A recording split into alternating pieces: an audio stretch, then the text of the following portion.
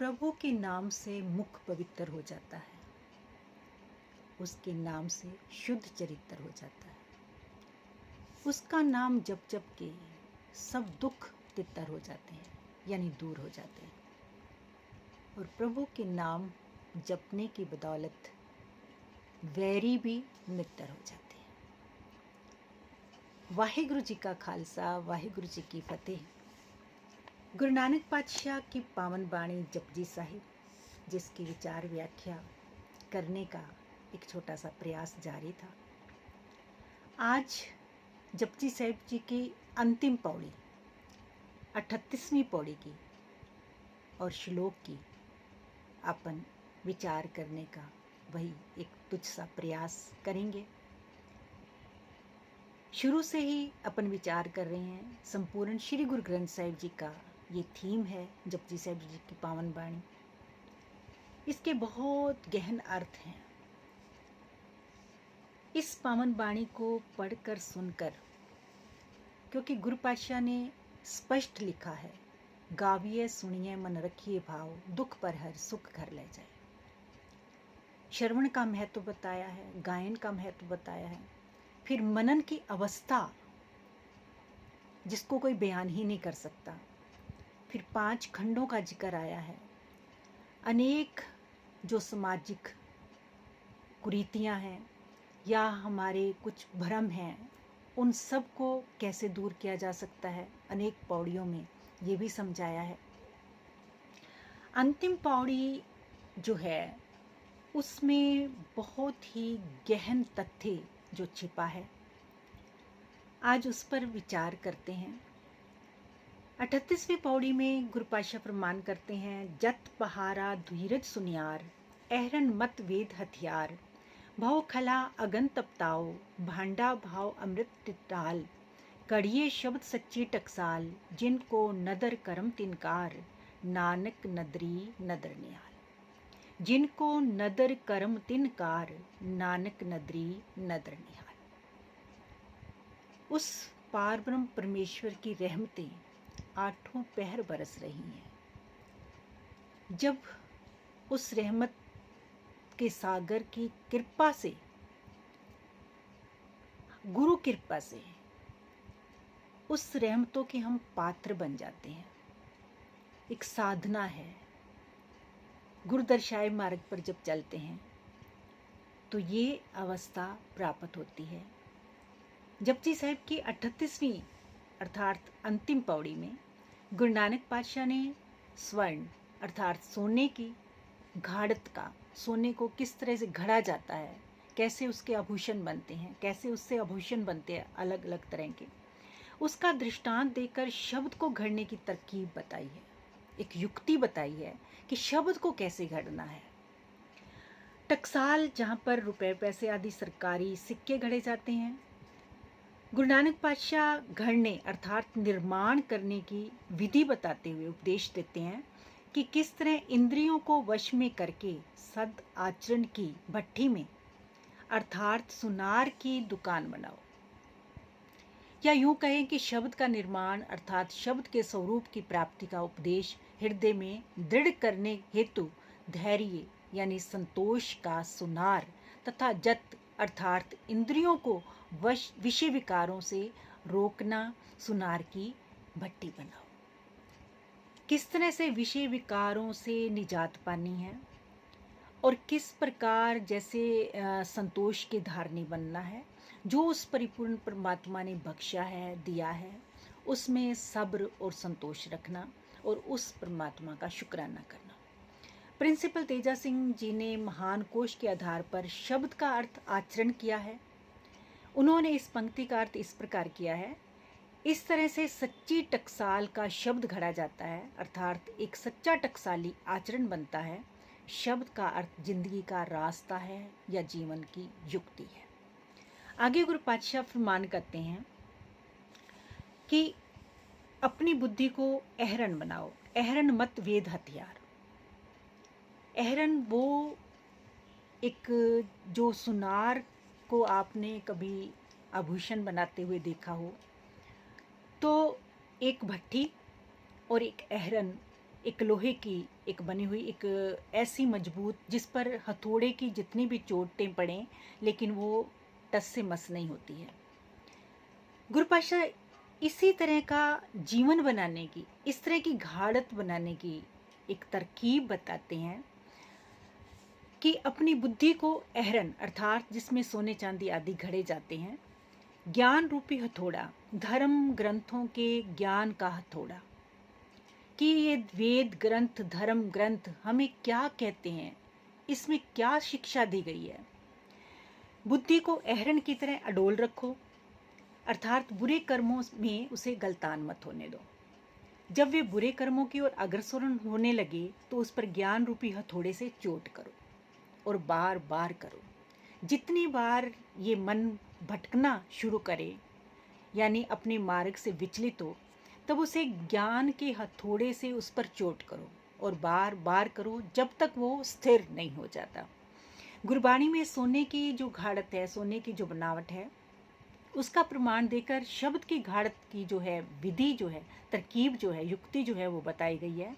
ज्यों कणकों को ठारी चाड़ियो कब्रो होत फिरो, जब ते सुध भये हैं बारह तब ते थान थिरो।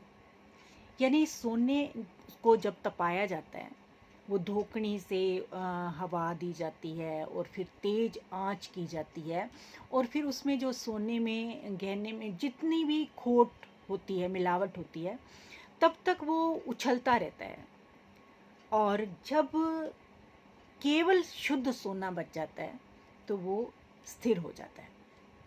अतः श्री गुरु नानक देव जी आगे जीवों को का मार्गदर्शन करते हुए फरमाते हैं कि अगर अकाल पुरख का भय, उस ईश्वर का भय, पहले भी अपन ने विचार की थी कि दुनिया का भय हमें कायर बनाता है और वहमों भरमों कर्म कांडों में उलझा के रख देता है, लेकिन एक ईश्वर का जो भय है वो हमें उस परमात्मा से जोड़कर हमें निर्भय स्वरूप ही बना देता है, क्योंकि वो अकाल पुरख वाहिगुरु जो है, परमात्मा जो है, वो निर्भय स्वरूप है।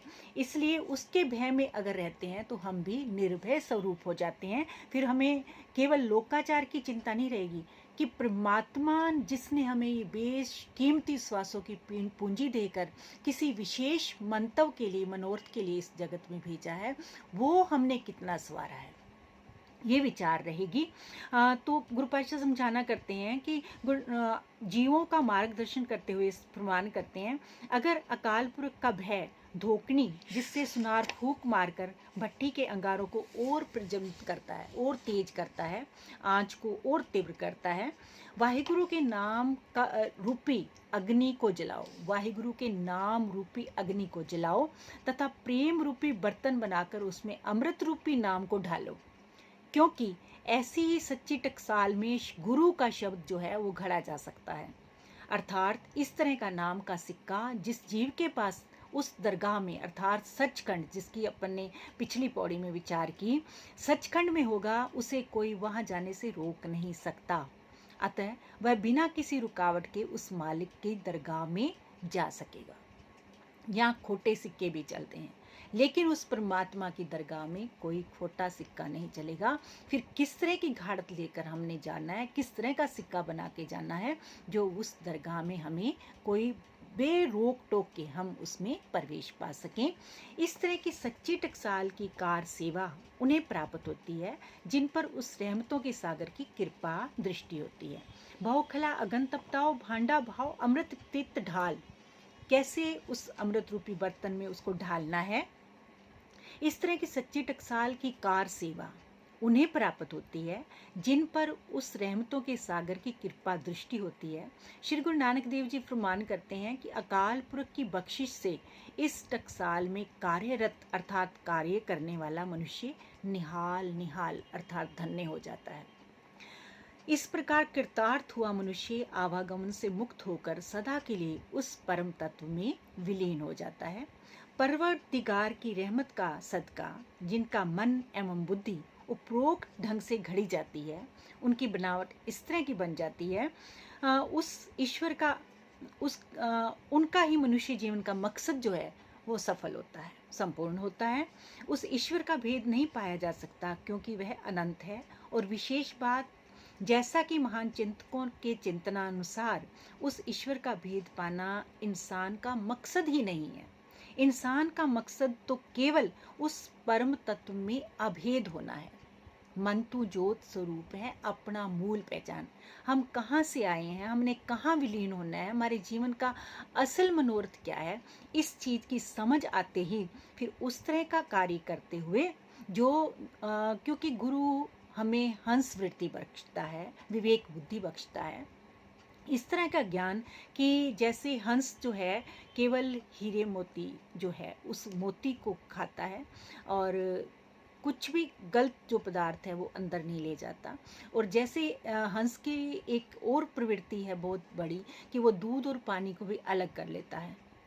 उस परमात्मा ने उसकी चोंच में एक ऐसा रसायन तत्व जो है वो डाला है कि वो उसको जैसे ही छूता है पानी और दूध जो है इलेदा अलग अलग हो जाते हैं, पृथक हो जाते हैं। वो दूध एक टुकड़ों के रूप में हो जाता है और वो दूध वो उठा के खा लेता है और जो अपनी चोंच से अंदर ले जाता है और पानी जो है अलग हो जाता है। तो इसी तरह से कि निरर्थक काम जो हैं उनसे बच के जीव केवल सार पूर्ण काम करता हुआ अपने जीवन मकसद में कामयाब हो जाता है। मनुष्य का मकसद है उस परम तत्व में अभेद हो जाना, गुरु कृपा का सदका, जिनका मन नीवा और मत ऊंची, यानी मन हमेशा विनम्रता से और सोच हमेशा ऊंची और पवित्र होगी, वही इस कसौटी पर खरे उतरते हैं तथा नदरी नदर निहाल हो जाते हैं, अपने जीवन के उस मकसद में सफल हो जाते हैं और उसकी बख्शिशों के पात्र बन जाते हैं। यहाँ जपजी साहिब की वाणी जो है संपूर्ण होती है। इसके अतिरिक्त श्री गुरु नानक देव जी ने मंगलाचरण स्वरूप एक श्लोक इस वाणी के प्रारंभ में उच्चारण किया, वैसे ही अंत में जपजी साहिब के सैद्धांतिक पक्ष को प्रस्तुत किया गया। जैसे उपसहार लिखते हैं अपन किसी पुस्तक का, तो जपजी साहिब की पावन वाणी का उपसहार है श्लोक, पवन गुरु पानी पिता माता धरत महत, दिवस रात दुई दाई दाया खेले सगल जगत, चंगियाइयां बुरियाइयां वाचे धर्म हदूर, करमी आपो आपनी के नेड़े के दूर, जिन्नी नाम ध्याया गए मशक्कत घाल, नानक ते मुख उजले केती छुट्टे नाल, नानक ते मुख उजले केती छुट्टे नाल। जपजी साहिब की 38 पौड़ियों के उपरांत गुरु पातशाह ने श्लोक में इस संसार के निर्माण में जो आवश्यक तत्व हैं उनके संबंध में गुरु नानक देव जी फरमान करते हैं कि संसारी जीवों के शरीरों का गुरु जो है पवन अर्थात वायु है। गुरु इसलिए क्योंकि मनुष्य का शरीर प्राणों से ही कायम है और प्राण वायु के खत्म होते ही शरीर मृत हो जाता है। लेकिन गुरबाणी अनुसार प्रभु भावे बिन सास ते राखे, पानी इस संसार का पिता है क्योंकि जीव के शरीर का निर्माण पानी की बूंद से हुआ है। जैसा कि गुरबाणी में अन्यत्र ये कथन है, माँ की रक्त पिता विदुदारा, मूरत सूरत कर अपारा। और यही नहीं, जल से ही त्रिभुवन की सृष्टि जो है वो रची गई है।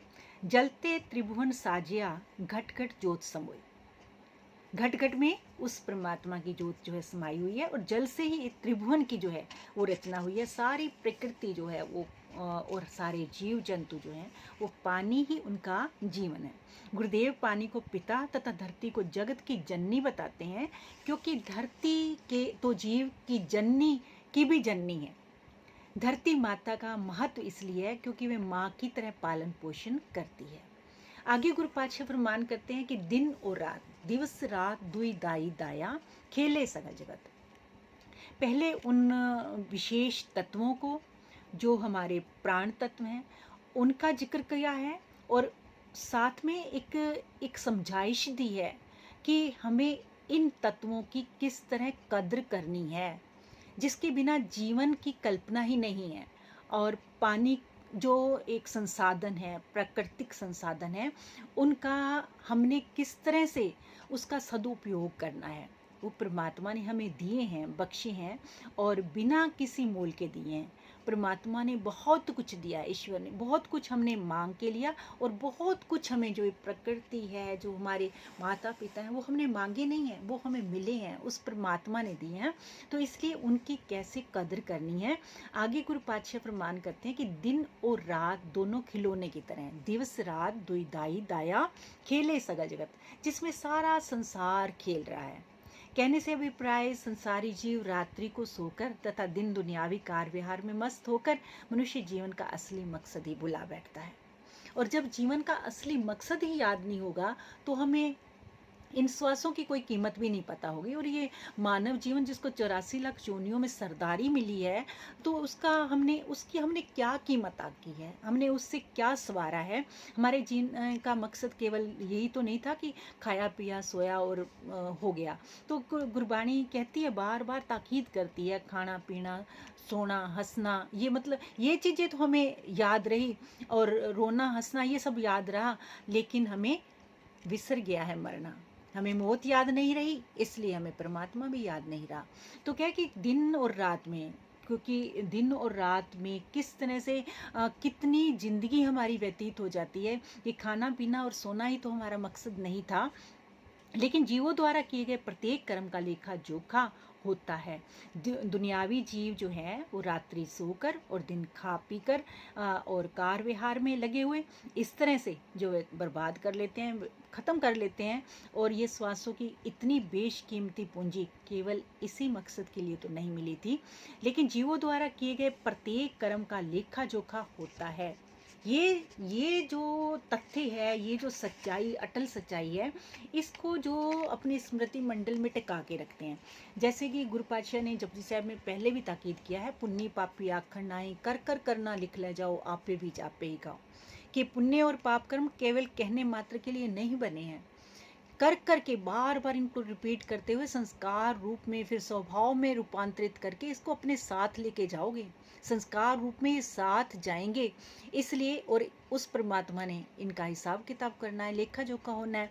इसलिए समझाया है कि कर्मी आपो अपनी के नेड़े के दूर, चंगियाइयाँ बुरियाइयाँ वाचे धर्म हदूर। उस धर्मराज के आगे उस जो हमने चंगियाइयाँ यानी अच्छाइयाँ, या जो बुराइयाँ, या नेक कर्म या बुरे कर्म जितने भी किए, पाप कर्म या पुण्य कर्म जितने भी किए, उस परमात्मा ने उसका हिसाब किताब जो है वो करना है। लेकिन जीवों द्वारा किए गए प्रत्येक कर्म का लेखा जोखा होना है। अपने किए कर्मों के अनुसार ही कई जीव उस परमात्मा के बहुत करीब हैं। चंगियाइयाँ बुरियाइयाँ वाचे धर्म अधूर, कर्मी आपो अपनी, अपने कर्मों करके ही के नेड़े के दूर, कोई उस परमात्मा के बहुत करीब है, यानी श्वास श्वास उस परमात्मा का नाम जप रहा है, आठों पैर उसे अपने आस पास महसूस कर रहा है, अनुभव कर रहा है। और कई जो हैं उनको कभी ज़िंदगी में याद ही नहीं आता कि मेरा उस परमात्मा से भी कोई संबंध है। तो ये कर्मों करके ही कोई बहुत करीब का रिश्ता है परमात्मा से, और कईयों का बहुत दूर दूर तक कोई लेना देना ही नहीं है। तो वास्तव में और ये जो दूरी है वही दुखों का कारण बन जाती है। कई जीव उसी के रंग में रंग कर शुभ कर्म करते हुए और करीब होते जा रहे हैं, और कुछ दुर्भाग्यवश बहुत दूर हैं। वास्तव में यही दूरी ही इंसान के दुखों का कारण है। इसलिए गुरु पातशाह फरमान करते हैं कि जिस किसी ने भी उस मालिक के सिर्फ सलाह की सुमरण किया, वे अपनी मेहनत रूपी कमाई सफल कर गए। मेहनत रूपी जो कमाई थी उनकी, वो सफल कर गए। एक है कि पानी को कोई बिलोता रहे, तो उसमें से चाहे वो दिन रात लगा रहे, उसमें से मक्खन नहीं निकल सकता। एक दही को बिलोना, तो उसमें से मक्खन भी निकलेगा, छाछ भी अलग होगी, और फिर उस मक्खन से जो है घी भी बनेगा। दही जो मतलब एक प्रक्रिया है, मतलब जीवन में जो हम कर रहे हैं, क्या कर रहे हैं, वो करने का उस हमारा मकसद भी था या नहीं, या पानी में ही हम जो है उसको पानी को ही बिलोते रहे, तो उसमें से कुछ निकलने वाला नहीं है। तो कुछ दुर्भाग्यवश उससे बहुत दूर हैं और कुछ जो हैं उसके और नेक कर्म करते हुए उससे और निकटता का उनका संबंध बनता जा रहा है। तो दूरी दुखों का कारण है उस परमात्मा से, और उसकी निकटता जो है, जो उसे श्वास श्वास उसका सिमरन कर रहे हैं, श्वास श्वास की बंदगी कर रहे हैं, सेवा और सिमरन में अपना जीवन यापन कर रहे हैं, तो उस परमात्मा का उनसे कितना निकट का संबंध बनता जा रहा है। और उस परमात्मा से जितनी निकटता होगी, जितना करीब का रिश्ता होगा, उतना ही आनंददायी होगा। ऐसे जीवों का मुख उज्जवल है। किनका? जिन्नी नाम ध्याया, जिन्होंने परमात्मा का नाम जपा, सिमरन किया, सास सास सिमरो गोविंद, मन अंतर की उतरे चिंद। गुरबाणी कहती है श्वास श्वास उस परमात्मा का सिमरन करो, ताकि जो है जो अनेक चिंताओं में तुम की गिरफ्त में तू फंसा पड़ा है, उन सब से तू तभी मुक्त हो पाएगा। जिन्नी नाम ध्याया गए मशक्कत घाल, वो अपनी जीवन रूपी कमाई जो है पूर्णतया सफल कर गए। नानक ते मुख उजले केती छुट्टी नाल, कहते हैं उनके मुख उज्जवल हैं यहाँ भी और उस मालिक की दरगाह में भी। और वो अपने जैसे एक जलता हुआ दीपक होता है ना, हजारों दीपक उससे जलाए जा सकते हैं, और बुझे हुए दीपक ने किसको जलाना है। ऐसे जीवों के साथ और भी अनेकों का उद्धार होता है। जिन्नी नाम ध्याया गए मशक्कत घाल, कहते वो अपनी जीवन रूपी कमाई तो सफल कर ही गए। नानक ते मुख उज्जले, उनके मुख उज्जवल हैं यहाँ भी और उस मालिक की दरगाह में भी। केती छुट्टी नाल, कितनों का उनके साथ पार उतारा हो जाता है, कितनों को वो भव सागर से पार उतारने के योग्य हो जाते हैं। जैसे जलता हुआ दीपक हजारों दीपकों को रोशन करने की समर्था वाला हो जाता है, ठीक वैसे ही एक उस मालिक से जुड़ी रूह बेअंत जीवों को उससे जोड़ने के योग्य बन जाती है। वस्तुतः ये संसार एक परीक्षा भवन है और इसमें सबको परीक्षा में बैठना पड़ता है और सबके लिए समय भी नियत है। अतः जो अपनी जीवन रूपी उत्तर पुस्तिका को सही और सुंदर ढंग से हल करता है, वही परीक्षा में सफल होता है। उसकी डिवीज़न भी इसी बात पर निर्भर है कि उसने जीवन पर्यंत कितनी मेहनत, एकाग्रता, लगन और कितने विश्वास के साथ तैयारी की। अन्यथा असफल रहने वालों को पुनः उसी परीक्षा भवन में आना पड़ता है और यह सिलसिला चलता ही रहता है। वाहिगुरु रहमत करे ताकि हम इस जीवन रूपी परीक्षा में सफल हो सकें। जिन्नी नाम ध्याया गए मशक्कत घाल, नानक ते मुख उजले केती छुट्टी नाल, क्योंकि उनका अपना जीवन तो सफल है ही और कितनों का उनके साथ पार उतारा हो जाता है। क्योंकि कहा है कि जिस घर में कोई नाम से जुड़ी रूह होती है ना, उसकी 21 कुलें तर जाती हैं। तो उस परिपूर्ण परमात्मा का नाम जप जप के, क्योंकि आध्यात्मिक जगत का अनमोल रत्न है ये जपजी साहब की पावन वाणी।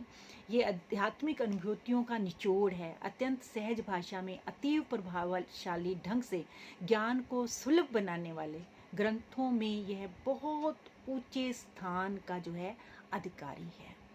जपजी साहब में श्रवण, मनन, नाम, नामी सबका जो महत्व बताया है, और जपजी साहब धर्म का निचोड़, निष्कर्ष जो हमें मिलता है, और सामाजिक जीवन में किस तरह हमने जीवन यापन करना है, हर चीज़ की समझ मिलती है बारीकी से, ध्यान से, एकाग्रता से।